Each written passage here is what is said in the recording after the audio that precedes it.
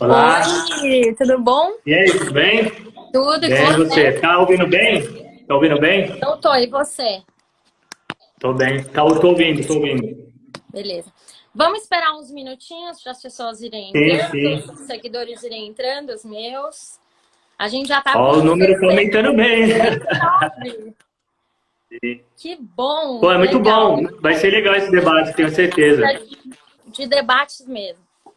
Vamos esperar então mais 2 minutinhos. Se você quiser ir se apresentando, depois eu. Ah, sim, tudo bem? Eu sou o Danilo Pássaro, eu sou teólogo e estou cursando História na USP.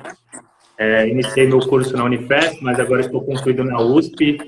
Hoje sou militante do PSOL, mas há algum tempo eu milito por diversas causas sociais. Né? Meu início foi no movimento estudantil, passei pelos movimentos de moradia e hoje estamos aí fazendo bastante debate, discutindo política, discutindo projetos, né, para transformar a partir da nossa cidade, a partir do nosso país, mais um mundo melhor. Deixa eu só dar um aviso aqui, gente. Vão apertando naquele coraçãozinho que fica no canto, porque aí a nossa live ela fica na frente. Enfim, então vão apertando no coraçãozinho. Eu vou me apresentar aqui rapidamente. Meu nome é Wafá, tipo Wi-Fi, mas em vez do IA, para quem não entendeu ainda. Eu fui aprovada no processo seletivo do Partido Novo para eu sair para vereadora esse ano aqui em São Paulo. Eu e o Danilo, a gente resolveu fazer esse debate hoje, né, para, enfim, gerar realmente uma discussão saudável para ele dar os pontos dele e eu dar os meus. A gente vai falar aqui sobre desigualdade e combate à pobreza. Eu vou dar os meus pontos, né, de uma ótica liberal, de como eu acredito que o liberalismo é, sim, uma forma de combater a pobreza e desenvolver o nosso país e principalmente a nossa cidade, que é São Paulo. E o Danilo, ele vai falar, né, os pontos dele. Sim, a Uma partir outra de uma ótica perspectiva totalmente diferente da progressista. minha. Totalmente diferente. Vamos explicar a dinâmica? A dinâmica que eu conversei com a Fá anteriormente, a gente pensou numa dinâmica que, como o Instagram tem um tempo limitado, eu acredito que seja de 1 hora, a gente vai cada um fazer 2 perguntas com direito à resposta, réplica e tréplica. E se caso sobrar algum tempo, a gente abre, cada um escolhe uma pergunta das pessoas que estão acompanhando para responder e termina com as considerações finais. Tudo bem? Beleza. Você Fechado. quer começar? Pode Ou eu ser. começo? Vamos começar com o assunto atual, né? Já que está todo mundo falando sobre coronavírus, o combate à epidemia e tudo mais. Eu queria Sim. saber, para quem não acompanhou ainda, o Danilo ele é do PSOL. Eu queria saber por que o PSOL ele não apoia a transferência do dinheiro dos fundos eleitoral e partidário ao combate do coronavírus, né? Aconteceu essa semana na Câmara dos Deputados em Brasília. O Novo apresentou uma emenda para fazer a transferência do fundão para a saúde e eu queria saber por que o PSOL é contra isso. Entendi. Bom, eu particularmente sou a favor, mas a gente tem que avaliar a seguinte questão. O fundão, o dinheiro do fundão para a saúde, para a educação, para o que quer que seja, como foi apresentado pelo Novo, fica mais como uma tentativa de marcar posição. Claro que 2 bilhões ajudaria muito com leitos de UTI, com respiradores, com os kits necessários para higiene, como álcool em gel, máscaras e etc. Só que se a gente pegar, por exemplo, um projeto que está correndo no Senado, que foi apresentado por um senador do PSDB, e teve um relatório que foi levantado pela FENAFISCO, né? Que se hoje tivesse uma tributação sobre as grandes riquezas, o Estado brasileiro arrecadaria 272 bilhões de reais, ou seja, seria um recurso muito grande, muito superior ao fundo partidário, que seria destinado para a saúde e para as diversas áreas para combater a pandemia. Então, a sua proposta é que se tenha uma taxação de grandes fortunas para, sim, combater a pandemia. Sim. Bom, eu vou ter que discordar disso, claramente, porque, enfim, igual eu falei antes, eu acho isso uma tremenda loucura, porque isso não funciona. Isso já foi testado. Assim, nós do Partido Novo, a gente trabalha muito com dados e evidências. Já foi mais do que comprovado que taxar grandes fortunas não dá certo.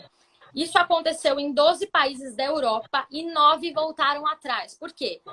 Esses ricos, né, eles vão embora. Eles simplesmente vão embora. Eles podem ir embora e eles também podem achar formas de burlar isso. Se os grandes empresários eles vão embora do Brasil, a gente está completamente ferrado, porque isso afeta diretamente a economia e a geração de renda e emprego aqui. Então, assim, para mim isso não faz nenhum sentido. O que a gente precisa fugir imediatamente, principalmente no meio dessa pandemia, é essa história de fazer empréstimo compulsório, taxação de grandes fortunas e impressão de dinheiro. A gente tem que fugir disso. Isso não dá certo, principalmente em um momento como esse. Então, esse é o meu ponto. Eu não acho que esse seja o melhor caminho para combater o coronavírus. Enfim, existem outras formas da gente fazer isso, inclusive, né? Rebaixando 40%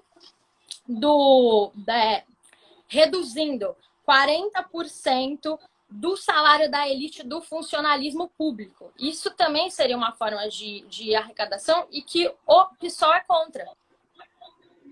Então, Afá, porque para o Novo é bem fácil fazer esse tipo de proposta, porque o PSOL é um partido de militante, o Novo é um partido de empresários. Como, por exemplo, a gente tem países como Estados Unidos, Alemanha, a França, o Japão, que a alíquota mais alta do imposto sobre a renda vai de 35% a 50%. No Brasil, é 27,5%. E, claro, eu e você, eu acredito que você concorda comigo que a gente realmente paga muito imposto. Nós, trabalhadores, pagamos muito imposto. Eu pago 30% de imposto para manter a luz acesa. Então, não é só taxar as grandes riquezas, a gente tem que taxar na renda, é o tributo progressivo, sobre lucros e dividendos. Eu vou pegar, por exemplo, o João Amoedo, que é o presidente do Novo, ele, quando foi candidato à presidência, ele declarou um patrimônio de 425 milhões de reais.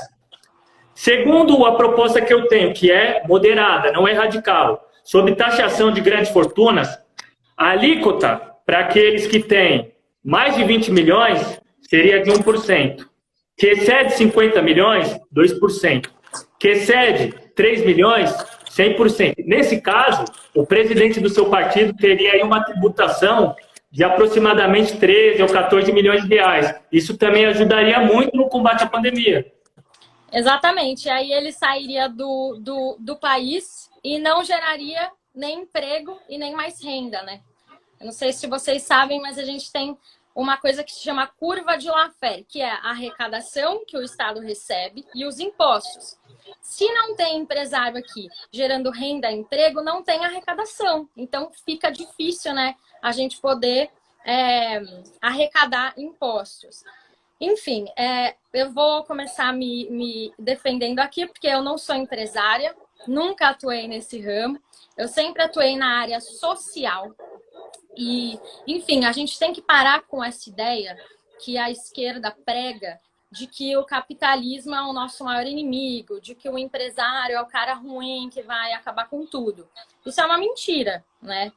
Não é uma verdade isso. Para o cara empreender, ele contrata outras pessoas, ele contribui com a economia do país.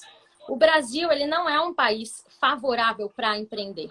E quem mais sofre é o microempreendedor. E o microempreendedor é o pobre. Ele não é o rico, ele não é a classe média, ele é o pobre. E a gente precisa dar incentivo para essas pessoas, elas continuarem empreendendo e gerando renda e emprego aqui.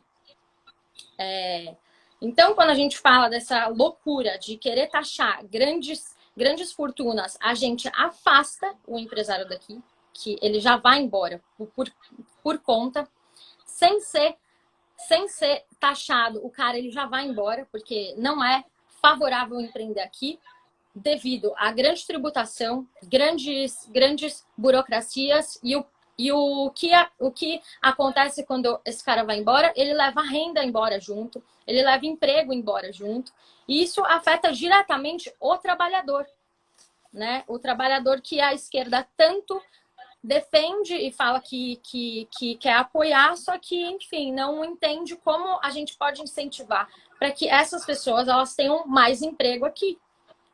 E para ter mais emprego, a gente precisa, sim, de empresários e empresas. Até da grande empresa até a menor. Tá. Agora a minha pergunta, né? Vai parecer um pouco óbvia, mas não é. Ela vai dar a diretriz de que tem que ser traçado o nosso debate, que é a desigualdade social. A minha pergunta é: o que é desigualdade social? Quais as suas origens e por que se perpetua na história de modo que hoje, segundo a ONU, o Brasil está entre os 5 países com maior desigualdade social do mundo? É o seguinte, eu acredito que sim, existe desigualdade, né? A gente é o 3º país mais desigual do mundo, mas o que acontece aqui? Nos governos Lula e Dilma, que o pessoal, né, fez posição, né, foi a favor do governo, eles distribuíram muito poder de compra. Mas junto com isso, eles não fizeram a lição de casa, né, que são as reformas da Previdência e tributária. O país ele não aguenta essas contas, né? Se a gente distribui muito dinheiro, mas a gente não faz as contas certas disso, o país quebra. E é o que está acontecendo agora aqui. O que aconteceu? Nesses governos, eles ajudaram muito as empresas amiguinhas, ou seja, aquelas empresas que não precisavam de ajuda. Eles forneceram muito dinheiro para JBS, por exemplo, e não ajudaram aquele microempreendedor que existe sim aqui. Se a gente for para alguma periferia aqui em São Paulo, que é o que eu tenho mais conhecimento, a gente já vê os comércios lá. Existem os microempreendedores lá. Tem mais dinheiro circulando em espécie em zonas periféricas do que no centro. Só que o que aconteceu?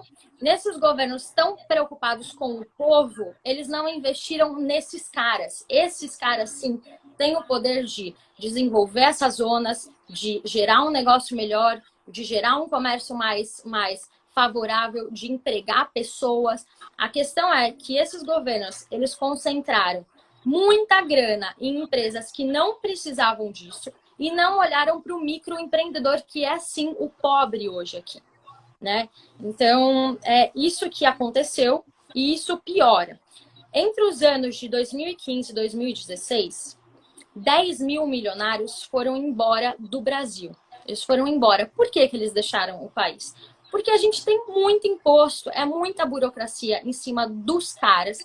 E esses caras são justamente os que geram emprego. Se eles vão embora, não tem emprego. A gente está falando de um país que hoje a gente tem mais de 11 milhões de desempregados. Como que a gente vai taxar grandes fortunas? Imagina, em uma situação que não é nada favorável para o empresário aqui, imagina a gente taxando, fica com menos emprego ainda. Então, assim, é totalmente desconexo da nossa realidade a gente acreditar que a forma de melhorar a vida dessas pessoas é tirando de cima para baixo e não pensando de baixo para cima. A gente precisa pensar de baixo para cima para desenvolver essas pessoas e não tirar o dinheiro e distribuir. Isso não funciona. Bom, você acabou não respondendo o que eu perguntei, então eu vou falar um pouco. Desigualdade social seria uma série de estruturas, né, do sistema capitalista que privilegia alguns e limita outros. E para falar de desigualdade social no Brasil, é impossível sem olhar para a nossa história.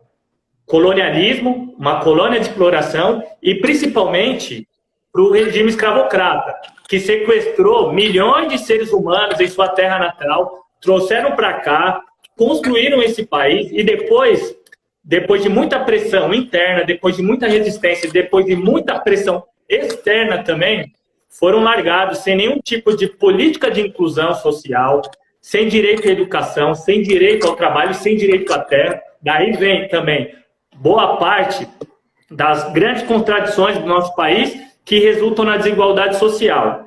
Por quê? O Brasil, dentro de um sistema capitalista mundial, é aquilo que a gente chama de país desenvolvido, ou seja, um capitalismo periférico.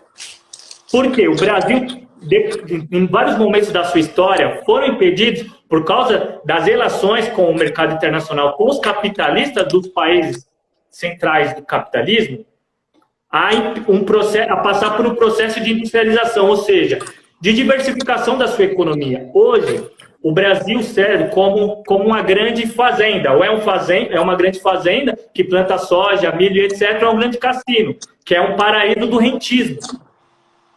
Que, inclusive, você disse que o PSOL era junto com o governo do PT, a gente nasceu como uma oposição ao PT, né? Inclusive, nos governos PT, nos governos do PT, o Roberto Setúbal, você disse que o PT só privilegiou os grupos errados. Roberto Setúbal, que era até então presidente do Itaú, que é um dos grandes financiadores, um dos grandes pensadores do seu partido, estava do lado do Lula. Eu estava na fé quando o Roberto Setúbal rasgou elogios aos governos Lula, e inclusive, se você jogar no Google, tem matérias tratando disso. Por quê? O que você chamou de política de crédito, de política de consumo, favoreceu, na verdade, o rentismo, os banqueiros. Itaú, Bradesco e Santander, que possuem monopólio das taxas de crédito. Então tá bom. Se o Lula estivesse tão preocupado assim com o desenvolvimento, por que ele não abriu para mais bancos entrarem aqui no Brasil? Porque a gente tem, de fato, um monopólio de bancos aqui. Mas se o Lula e a Dilma, enfim, PSOL, PT, estavam tão preocupados com o povo, por que eles não abriram para mais competitividade? Porque isso sim desenvolve. Eu concordo com você. Tanto que, talvez, como você não me conhece, deve achar que nos governos do PT eu fazia parte, eu defendia o governo e tudo mais. Não, eu estava na oposição. Faz isso hoje. Oi? Não entendi. O PSOL, ele faz isso hoje. O quê? O Boulos vive com o Lula. O Freixo. Não, mas é uma outra conjuntura. Entende? É uma outra conjuntura. Ó, só para você ter uma ideia, em 2012, tivemos uma das maiores greves pela educação, para que fosse aprovado 10% do PIB para a educação. Eu estava à frente dessa luta, e era durante o governo da Dilma. Então, eu não estava favorável ao governo do PT. E eu acho, sim, teve políticas muito acertadas no combate à desigualdade. Por exemplo, políticas de transferência de renda, como Bolsa Família, resolvem 1/4 do problema da desigualdade social, mas não resolve as questões estruturais. Tá? Bolsa Família é uma política liberal. Eu sei, foi pensada lá no Consenso de Washington, em 1989, quando o Banco Central e o FMI pensaram políticas para a América Latina. Mas isso que você falou de um livre mercado, de laissez-faire, em países do sistema capitalista dependente, é muito fácil dizer isso. Por exemplo, o Snowden, quando ele divulgou os documentos de que o governo Obama estava espionando a Petrobras, por quê? Vendo possíveis concorrentes do mercado do petróleo, já mostra que os países centrais do capitalismo, eles utilizam-se o Estado para proteger os seus grandes monopólios do mercado internacional. Então, o que acontece? Aí chega aqui nos países de capital dependente... Fez isso. O Lula, que é da esquerda, ele fez exatamente isso. Mas eu não estou falando do Lula. Eu estou aqui discutindo... Esquerda, né? Não, eu tenho minhas propostas próprias, eu estudo para isso, eu estou pensando em políticas para combater a desigualdade que não foram feitas, entende? E que devem ser feitas. Eu acho que esse que é o intuito do nosso debate. Então, que nem, por exemplo, você falou a questão de imprimir dinheiro, a questão da austeridade, que tem muita conta que o governo não dá conta e etc. O William Bonner, ele jamais vai chegar no Jornal Nacional e vai falar assim para a população, olha só, o governo não pode investir na saúde pública, não pode investir em hospitais, porque senão a gente vai comprar briga com grandes nichos de mercado, como, por exemplo, os donos da Unimed, os donos do Sírio. Gente, travou aqui. Vai liberar esse cateamento de serviço público. Vai defender que o Estado não tem dinheiro. Só que o que acontece? O dinheiro que é do Estado é diferente do dinheiro comercial que a gente pega lá nos bancos comerciais. Entende? Então, por exemplo, o Brasil possui soberania monetária no que diz respeito ao real, à circulação do real dentro do nosso país. Concorda? Por exemplo, os Estados Unidos, ele tem uma dívida de 22 trilhões. O que permite os Estados Unidos ter uma dívida tão grande, tão maior que a sua receita? Por quê? Porque os Estados Unidos possui a soberania monetária internacional. O mundo inteiro precisa de dólar. Então, ele está imprimindo dólar. Aí, o Brasil possui a soberania monetária nacional, dentro do real. Então, por exemplo, vamos pensar num mercado que não seja tão complexo como a construção civil. O Brasil pode sim pegar e imprimir mais dinheiro para investir na construção civil, porque a gente não precisa importar cimento, a gente não precisa importar areia, a gente tem diversos funcionários aqui da construção civil que cumprem toda uma dinâmica econômica, toda uma cadeia econômica, entende? Mas aí vem com aquela discussão, mas se fizer isso, imprimir muito dinheiro, vai gerar inflação. Mas a teoria monetária moderna já comprovou que isso não tem fatos reais. Por quê? Porque o que gera a inflação é se o mercado está em ativa, ou seja, vamos supor, o Brasil está produzindo muito, imprime muito dinheiro, o povo consome demais e acaba excedendo, a demanda acaba excedendo a oferta. Não é o nosso caso. A gente está em recessão, então o Brasil pode sim imprimir mais dinheiro, investir na construção civil. Não. Claro, tem que mudar alguns dispositivos da lei, isso a gente sabe, mas essa questão econômica, monetária, de que isso gera inflação, é uma grande lenda. É para sustentar essa ideia de austeridade que não tem nenhuma comprovação na história que resulta no desenvolvimento econômico. Vamos lá. A gente precisa fazer conta, né? Por que deu toda essa encrenca sobre a reforma da Previdência? Porque a gente está quebrado. Sim. De fato, estamos quebrados, né? Por isso que gerou toda essa discussão da reforma da Previdência, porque, enfim, a gente não tem mais dinheiro. Isso é uma realidade. A gente precisa parar e fazer conta e entender qual a realidade do nosso país. Atualmente, a gente não está aguentando, porque foi exatamente isso.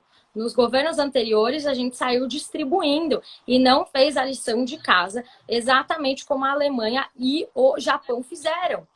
Então, assim, realmente as nossas contas não aguentam. A gente precisa de uma reforma do Estado urgentemente, o que o PSOL é contra. O tempo inteiro fazem oposição à reforma da Previdência. Com certeza. Enfim, mas eu acho assim, a gente tem que levar esse assunto para uma realidade, né? Como eu e você, nós somos pré-candidatos a vereadores aqui em São Paulo. Eu prefiro contar um pouco, né, de uma experiência real, um fato. Eu trabalhei atualmente no governo do estado com empreendedorismo para as pessoas em situação de vulnerabilidade.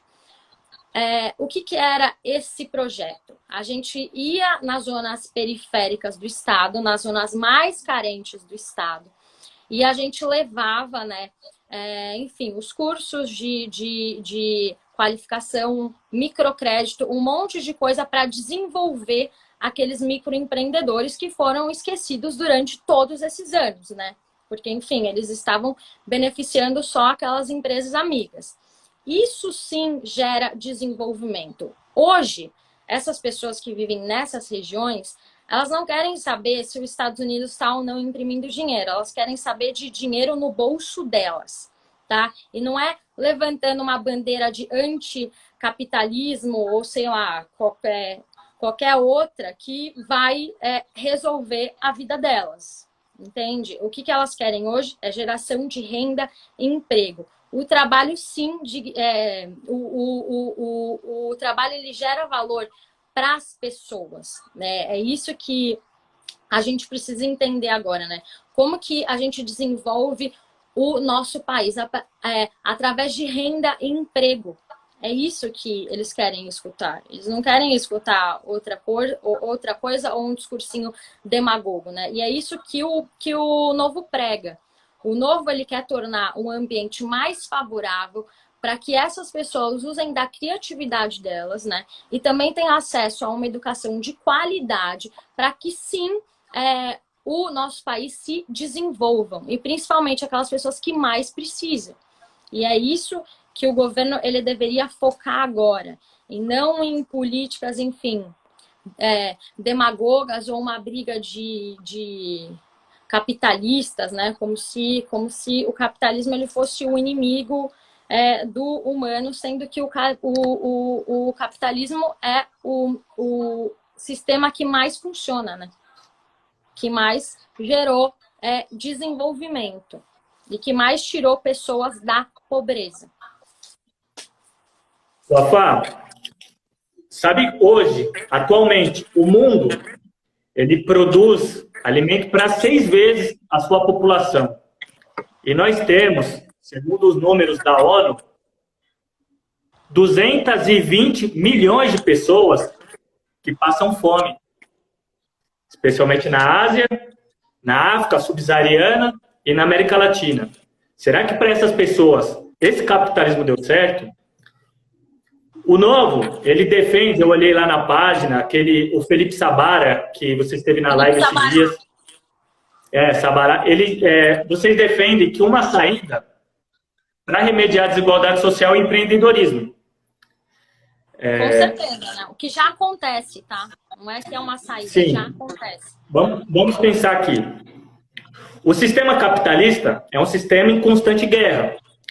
A gente tem 1% que detém uma renda maior do que o restante. Como que o sistema capitalista faz para que nessa guerra 1% se sobressaia aos outros 99%? Eles fazem os 99% acreditar que em algum momento eles vão fazer parte do 1%.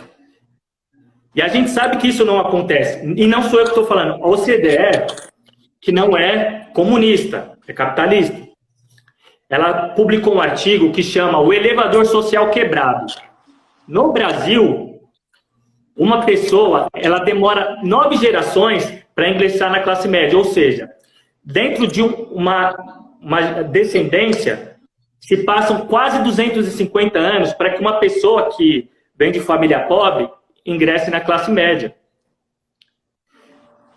Falar de empreendedor, vocês consideram motorista de aplicativo, essas novas formas de trabalho, startups, etc., como uma forma de empreendedorismo também? Concorda, não é? Então, qual a solução? Banir o Uber, então, e essas pessoas... Não, calma, elas ficarem sem emprego. É melhor, então. Wafá, eu sou motorista de aplicativo. Espalhar essa solução. Eu sou motorista de aplicativo. Eu não me considero um empreendedor. Isso que vocês chamam de empreendedorismo. Essa é a questão. O que vocês estão chamando de empreendedorismo, na verdade, é a radicalização da precarização de trabalho. Eu não tenho filho. Eu consigo trabalhar 8, 10 horas para manter minhas contas, para tocar minha vida. Eu tenho amigos que precisam trabalhar de 12 a 15 horas para levar um pouco mais de dignidade para casa. E quando a gasolina aumenta, igual foi no último período, aí tem que escolher. Ou fica com os filhos, ou leva um pão de cada dia. Isso não pode ser considerado empreendedorismo. Isso é a maior reprodução da precarização dos trabalhos que o fenômeno neoliberal, que o neoliberalismo tem empregado, especialmente na América Latina. Porque hoje, essas pessoas estão no Uber não é porque elas querem, porque é a única opção diante de uma economia em recessão que coloca aproximadamente 13 milhões de brasileiros no desemprego. Então, não é porque eles querem ser empreendedores, é porque é uma alternativa, é a única alternativa. Por isso, a gente tem que pensar políticas econômicas que não é austeridade. A austeridade já demonstrou que não gera crescimento. Entre os anos 70 entre os anos 70 e os anos 80, só para concluir, foi chamado de um milagre econômico, que é o que sustenta muitos apoiadores da ditadura militar. Naquela época o Brasil crescia. Mas naquele período que o Brasil cresceu, que foi um dos países que mais cresceram no mundo, 70% dos brasileiros estavam na extrema pobreza. Ou seja, o crescimento econômico não significa e não é um condicionante da diminuição da desigualdade social. Vamos dar um passo para trás, Danilo, é o seguinte, né? Quando a gente fala de microempreendedor no Brasil, não é o cara do Uber ou do Rappi, né? A esquerda, ela tende a achar que o empreendedor é o cara do Uber ou do Rappi e que na favela só existem empregadas domésticas e cobradores de ônibus. Isso não é uma verdade, tá? Existem muitos microempreendedores em periferia. Eu não sei para quantas você já foi ou se você visitou esses lugares, mas existem microempreendedores em periferias, tá? Existe o dono do salão, existe o dono do bar, existe o açougueiro, existe o mercado, existe, enfim, uma série de coisas lá. A gente tem esse preconceito de achar que quando a gente fala em periferia, esses comércios, eles não existem, mas eles estão lá. Eles já estão lá. Existem esses microempreendedores, mas o que está faltando para eles? Incentivo. Falta incentivo, microcrédito, falta uma educação de qualidade, falta educação financeira, entendeu? O empreendedor não é só o cara do iFood, não é só o cara do Rappi. Agora eu queria entender, né, que você está criticando tanto essas empresas como Uber, iFood, Rappi. Qual é a solução, né? Qual a sua solução, então, para essas pessoas que trabalham nesses aplicativos? Não, eu não acabei ainda. Então, é assim, a gente banha essas empresas, tira elas do Brasil, e aí esses caras, eles ficam com zero renda. Não. Só para acrescentar, eu não visito a favela porque eu sou nascido, criado na Brasilândia, é uma periferia da zona norte de São Paulo. Conheço. É uma das maiores, né, da nossa cidade. E eu concordo com você, eu não quis dizer que não existem esses microempreendedores, eu estou dizendo que essa ideia de empreender não é o que dá, não é o condicionante para a gente sair da desigualdade social, porque, como eu disse anteriormente, o problema da desigualdade social, ela tem que ser encarado como um problema estrutural. Não é essa ideia de meritocracia, de ter que se esforçar, de individualismo de cada um por si, não. Isso tem que ser uma política de Estado. Numa parte, eu concordo com o que você falou sobre os erros que os governos petistas tiveram, que defende, na verdade, uma questão da... A gente teve uma diminuição da desigualdade, mas o que teve, na verdade, foi uma maior aproximação das classes mais baixas com as classes médias. Que as classes médias, que no caso também são os pequenos empresários, médios empresários, microempresários, são também os que mais pagam. São também os que mais pagam pela crise. Porque os grandes capitalistas, aqueles que somam milhões e milhões de reais, eles têm diversas formas de sonegar imposto. A gente tem 400 bilhões de sonegação de imposto por ano. E a gente pensar também, quando as grandes empresas, esses grandes monopólios distribuem dividendos para os seus acionistas, o tributo para isso é zero. Então, realmente, quem paga os impostos é a classe média. São os pequenos, os médios e os microempresários. Agora, com relação à pergunta que você me fez a respeito dos aplicativos, o que eu defendo? Já que o Estado pode regulamentar os motoristas, eu preciso ter meu carro de um jeito, eu preciso seguir de um jeito, eu preciso seguir assim assado, o Estado também pode regulamentar as empresas. Da seguinte forma, o Estado não pode dizer a empresa tem que ter tantos números de motoristas cadastrados, etc. Mas o Estado sim pode dizer, tem que ter uma tabela e um teto para a cobrança da taxa do aplicativo. Não sei se você sabe quanto que é a taxa da 99 para cada corrida? Ela é variável. E sabe quais são as políticas para esse tipo de taxa? Ninguém sabe. As atendentes não sabem informar. Se eu faço uma corrida para você, você paga um valor, a 99 pode descontar até 30% de mim. E se eu ligar para reclamar, eles vão falar, não, é por causa que é assim mesmo, é variável, está nos termos de uso. Ou seja, às vezes você está pagando valor e está achando que eu estou recebendo algo que seja razoavelmente justo e não está acontecendo. E com relação ao que você disse de ter mais investimentos na periferia, etc., eu concordo plenamente. E é por isso que eu defendo que a desigualdade social é estrutural. Eu tenho um professor na faculdade que ele costumava falar a respeito de mim e de alguns amigos, que a gente tinha um grupo de estudos, que a gente era os atletas de pés descalços. Ou seja, porque a gente que é da periferia é sempre mais difícil mesmo.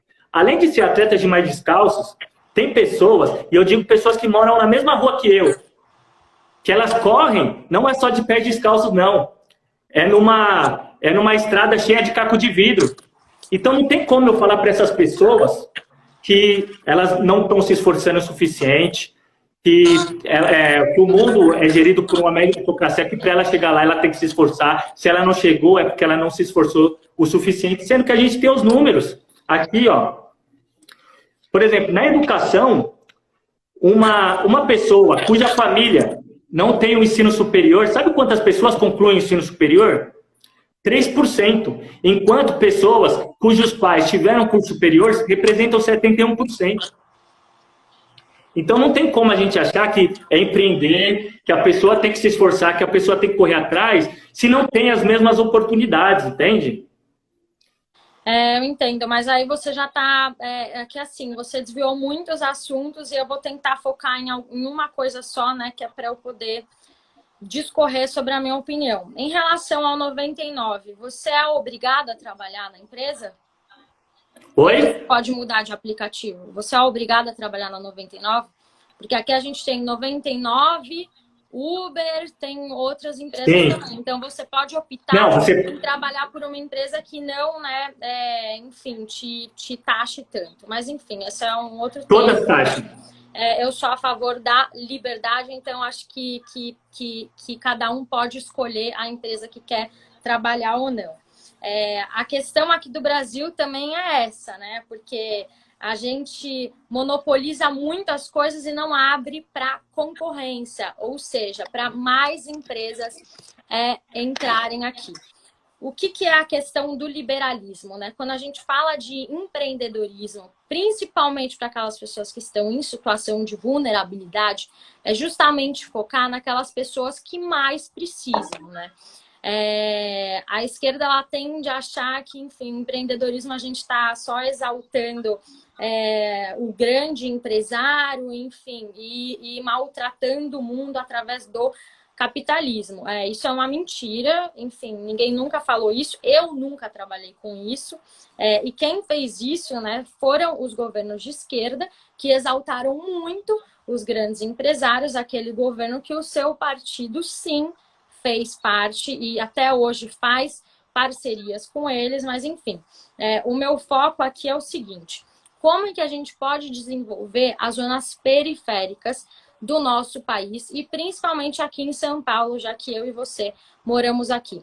Quando a gente fala de empreendedorismo, né, a gente não só leva o desenvolvimento daqueles pequenos comércios que já existem naquelas regiões, mas também a gente leva o valor para a educação, mais segurança, a gente desenvolve toda aquela região, porque a gente gera mais emprego.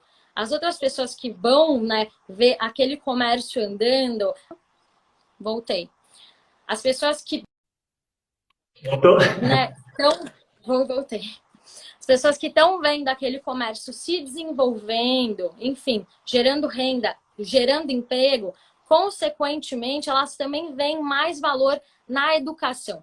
Quando a gente fala de educação aqui no Brasil, né, a gente tem que tomar muito cuidado. Por quê? O Brasil é um dos países que mais investe em educação. Mas o que acontece? A gente tem um investimento massivo em educação superior e não investe na base. O Brasil precisa começar a inverter a lógica. A gente precisa, sim, investir na educação básica. Só assim o aluno e o professor, eles vão ver valor naquilo. Enquanto a gente não inverter essa lógica, igual eu sempre falo, né? A gente tem que pensar de baixo para cima. Não adianta a gente pensar só em cima e querer tirar daquilo e sair distribuindo. Eu vou dar um exemplo aqui, sei lá, ele é meio bobo, mas é um exemplo que fica claro. Vamos supor que a gente tem uma cadeia, existem 10 pessoas naquela cadeia. 5 conseguem fugir e as outras 5 ficam. O que a gente faz? A gente traz aquelas 5 de volta, ou aqueles outros 5 que ficaram, eles precisam pensar em maneiras de escapar também. Essa é a lógica de quando a gente fala de taxar grandes fortunas, né? Não faz nenhum sentido. A gente tem que investir na base, a gente tem que investir embaixo para que essas pessoas elas se desenvolvam, elas sejam criativas e também cresçam. E óbvio, né? Investindo em educação, direito, né? Investindo em educação, direito, né?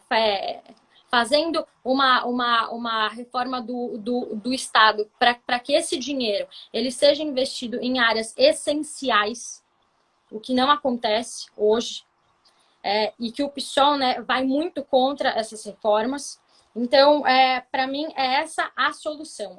A gente fazer uma reforma do Estado bem feita e investir realmente onde importa, que é educação, saúde e segurança. Não, O Estado ele tem concordo. que servir para coisas essenciais, né? A esquerda, ela preza por um Estado grande e ineficiente, enquanto o liberalismo, ele preza por um Estado eficiente. Ou seja, investindo naquilo que realmente é necessário. Eu concordo com as problemáticas, mas as soluções que você colocou são equivocadas. Primeiro ponto. Você falou do crédito para os microempresários, concorda? Como que a gente vai dar crédito para microempresários no paraíso do rentismo? No paraíso que o sistema financeiro, que é, olha, quem come a maior parte da renda do Estado brasileiro, mais de 50% do nosso PIB, são juros, amortizações da dívida pública. Quem são os principais detentores da dívida pública? Os bancos. Bradesco, Santander e principalmente o Itaú, que é quem sustenta o seu partido. E dentro desse monopólio do sistema financeiro no Brasil, eles conseguem colocar a taxa de crédito da forma que eles quiserem. Não à toa que o país em recessão, os brasileiros desempregados, sofrendo cada vez mais com as mazelas sociais, enquanto os bancos ficam cada vez mais ricos. Então, como que você propõe, se não tiver um Estado regulador, se não tiver um Estado que vai dizer a taxa de crédito é essa, se não tiver um Estado que fala, ó, a gente vai fazer tal investimento através do BNDES, através dos bancos públicos, vai ser o setor privado que vai dar esse crédito para os microempresários e para os pequenos empresários das periferias? Você realmente acredita na solidariedade espontânea dos empresários? Porque qualquer curso de economia, eles não têm um projeto de nação. Eles não têm um projeto de ver o povo brasileiro crescer, se desenvolver, aumentar a complexidade e a diversificação da nossa economia.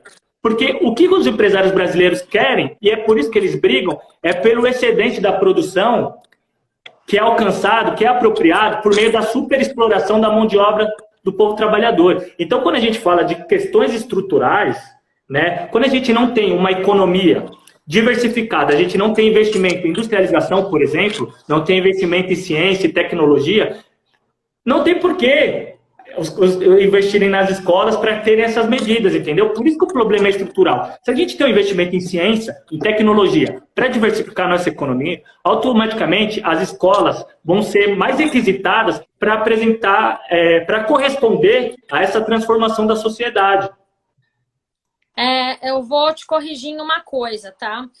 O Partido Novo ele não é financiado pelo Itaú. O Partido Novo, na verdade, é um exemplo para todos os partidos, que inclusive o PSOL ele devia aderir. Quem sustenta o Partido Novo são os próprios filiados. Eu pago uma parcela, as pessoas que estão me assistindo que são filiadas também pagam uma parcela. A gente não usa fundo eleitoral, assim como o PSOL usa, PT, enfim, todos esses partidos. Então, assim, eu acho que o Partido Novo, né, eu escolhi estar nesse partido por ele ser um exemplo, por ele não usar do dinheiro do trabalhador contribuinte para fazer eleição, né? Tá aí A diferença do Partido Novo, né, que é o partido que vocês costumam falar que é de banqueiro, que é uma inverdade, porque assim, quem sustenta o partido somos nós filiados. A gente é contra fundo eleitoral, a gente é contra fundo partidário, que vocês usam. E fundo eleitoral e partidário vem do dinheiro do pagador de impostos, ou seja, o trabalhador. Você banca campanhas. As pessoas que estão assistindo a gente bancam campanhas que às vezes elas nem concordam, mas elas são obrigadas a bancar. Então, essa é uma correção que eu faço, tá? O Partido Novo, ele não é financiado pelo Itaú, o Partido Novo é financiado pelos próprios filiados. O que deveria ser um exemplo, repito, o que deveria ser um exemplo para todos os partidos aqui no Brasil, porque é um completo absurdo partidos ficarem usando de dinheiro do povo, do trabalhador, para bancar eleições, tá? Outra coisa que o liberalismo prega, a gente é contra essa concentração de bancos. O que aconteceu é que aqui no Brasil existe um monopólio de bancos, falta competitividade, que é o que o liberalismo prega. O liberalismo, ele prega, sim, que abra mais o mercado, que a gente desburocratize as coisas, para que mais bancos entrem aqui, né? E gere o quê?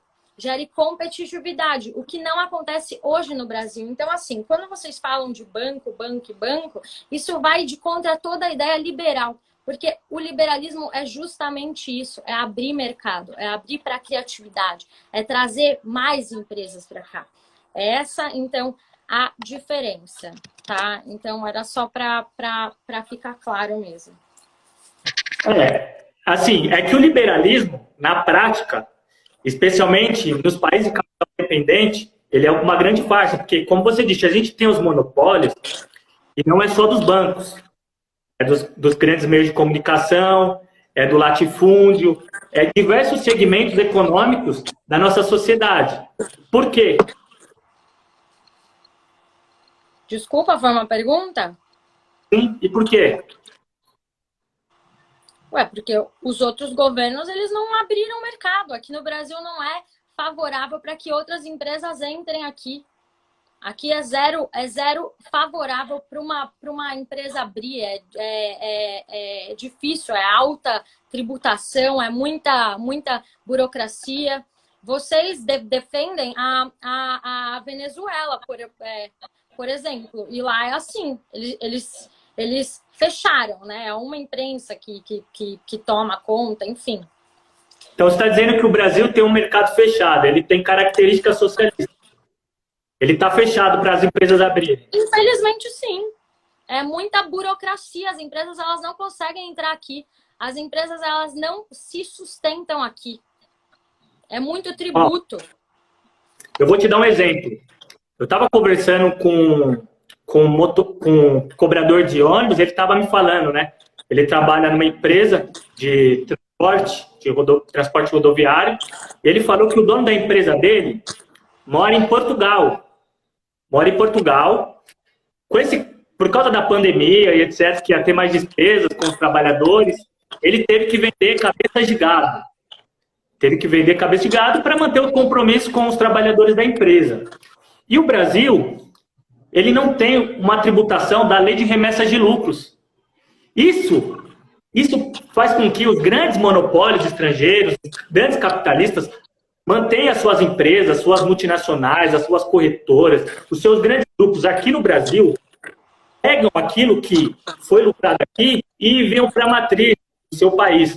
Para se ter uma ideia, o golpe de 64 sobre o presidente João Goulart, um dos principais motivos que boa parte do empresariado, daquela burguesia, apoiou o golpe, foi porque dentro daquilo que foi chamado de reformas de base, o Jango, ele tinha um dispositivo na lei, um projeto de lei, que faria? Pegava essa remessa de lucros, aquilo que é gerado aqui no Brasil, e quando fosse exportado para fora, ele não ia tributar. Mas sabe qual que era a obrigação da lei?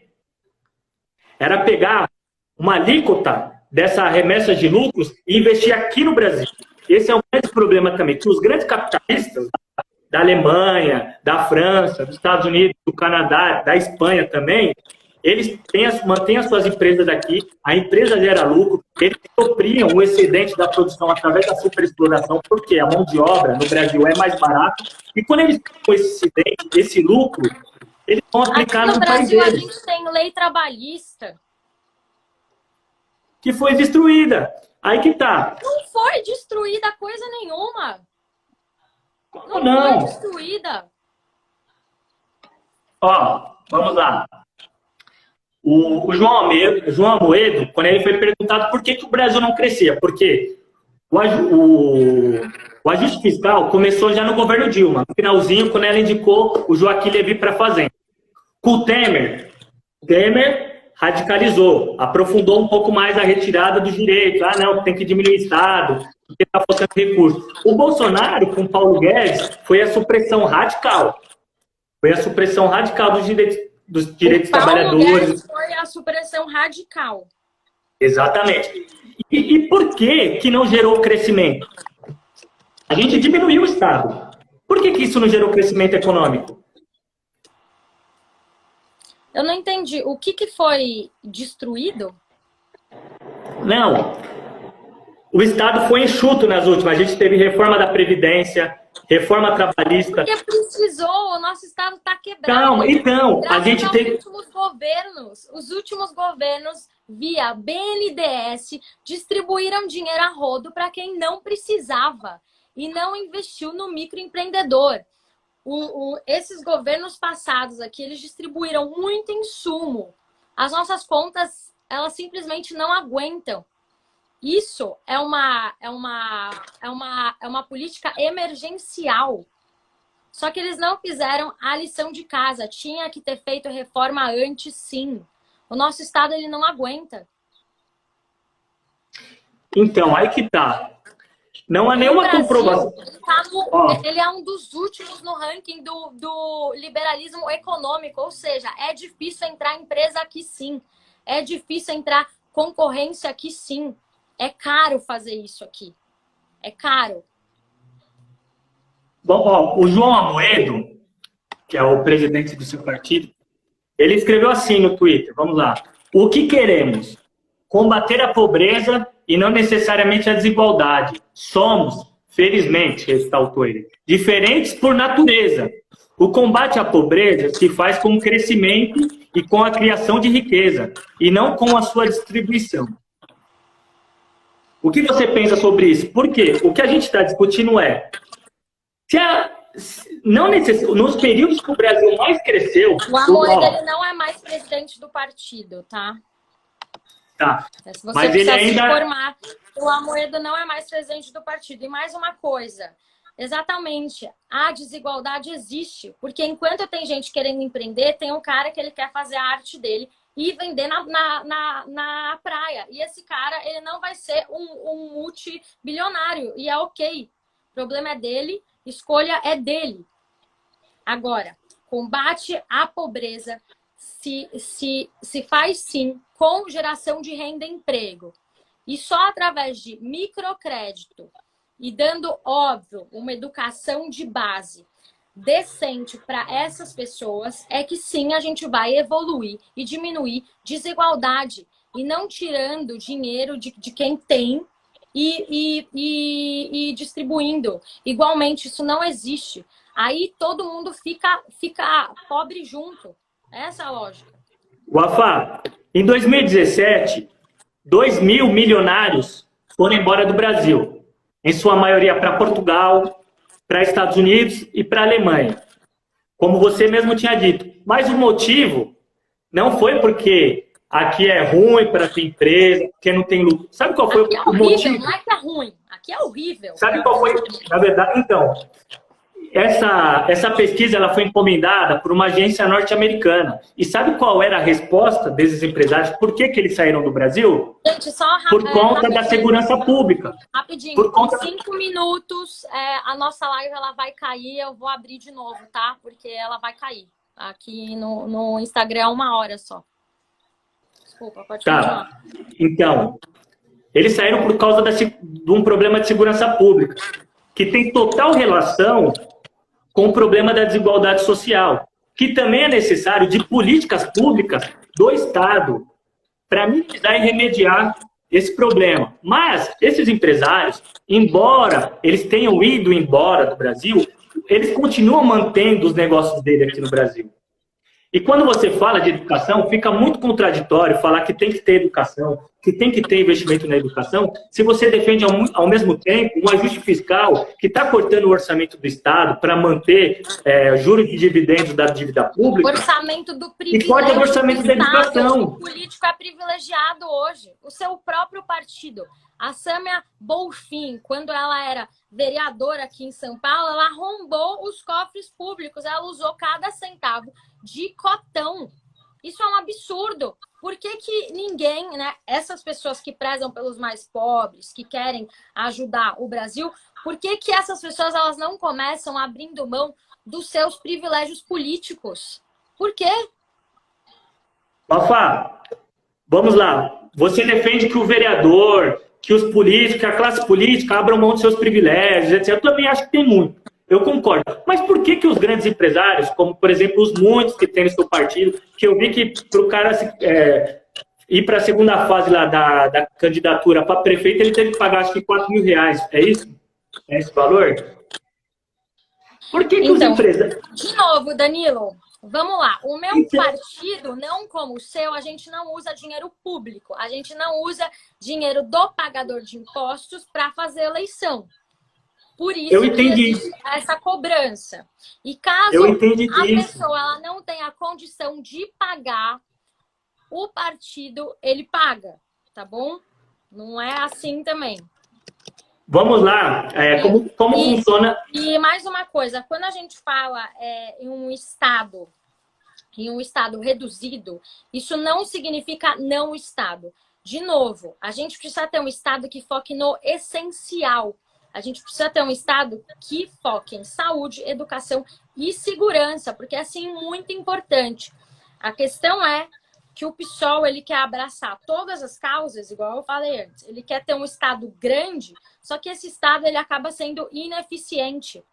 É ineficiente. A gente tem que ter um estado eficiente, que invista realmente no que importa. É meio contraditório liberal falar que precisa ter um Estado eficiente. E eu concordo que precisa melhorar a eficiência do Estado. A começar a mudar essa questão aí de mais de 50% do nosso PIB vai para juros e amortizações da dívida pública. O que você pensa sobre isso? A gente tem um país... Como que a gente muda essa realidade? A gente tem um país que cobra muito imposto sobre renda e não, a gente é um país que cobra pouco imposto sobre renda e muito imposto em serviços e produtos, né? Essa lógica tinha que ser invertida porque isso é errado, sim.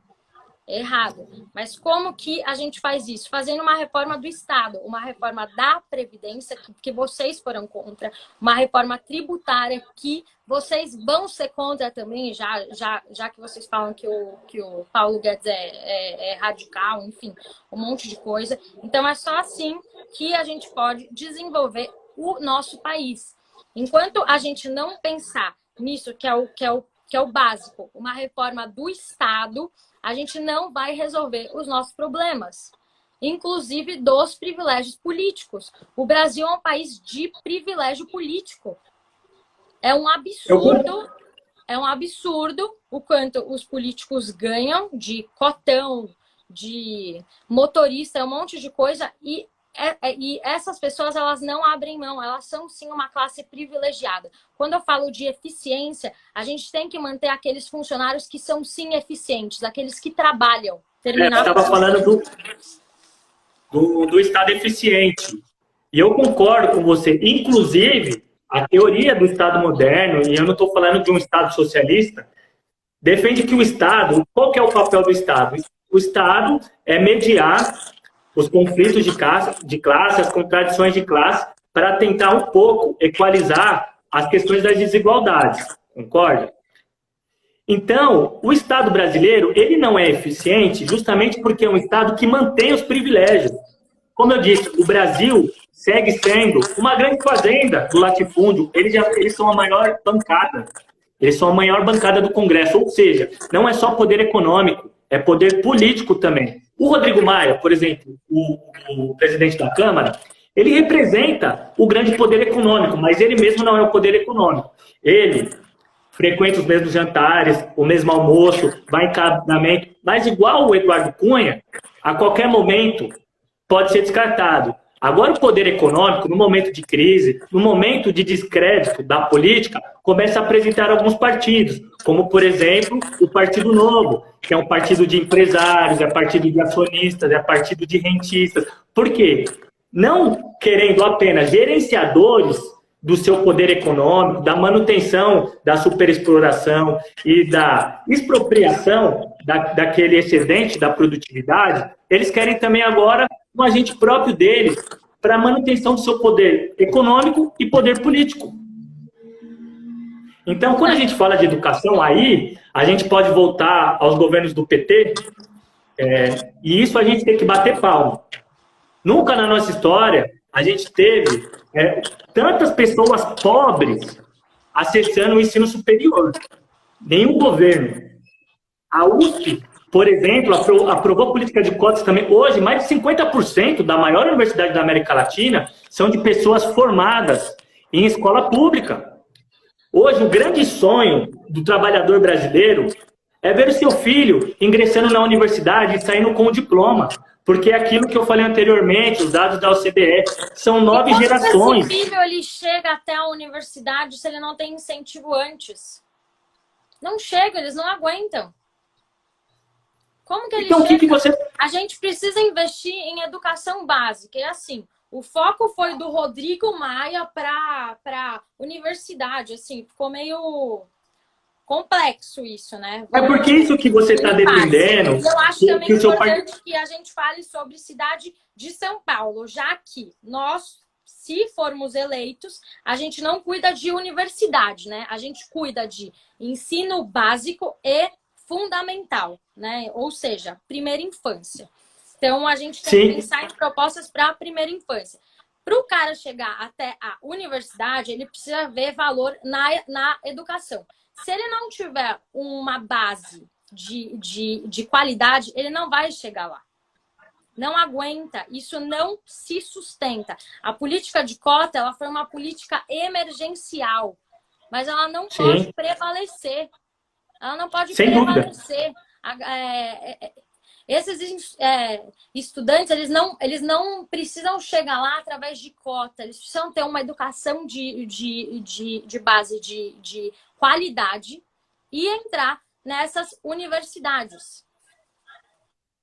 Concordo plenamente. A gente precisa investir em educação básica. Mas você sabe que dificilmente você vai encontrar o ensino médio em uma escola municipal, né?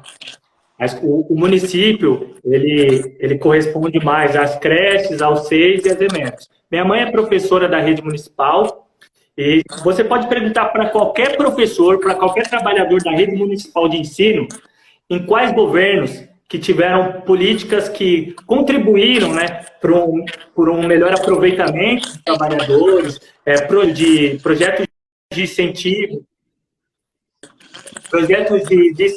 e de desenvolvimento pessoal e educacional dos próprios professores.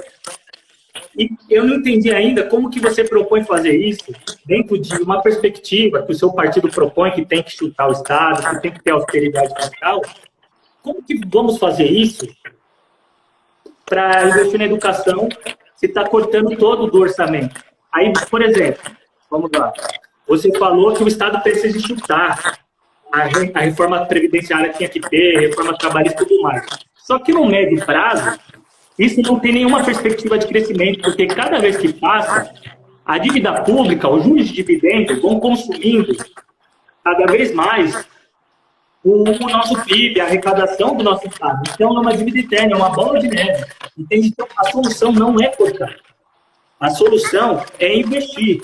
Com investimento em educação, com investimento em ciência e tecnologia, aí sim a gente tem uma perspectiva de crescimento que isso também gera emprego. A gente já investe, essa é a questão. O Brasil é um dos países que mais investe em educação, mas a gente faz isso errado. Bom, eu não quero estender essa live, porque senão há muito tempo. Eu vou partir para a última pergunta aqui.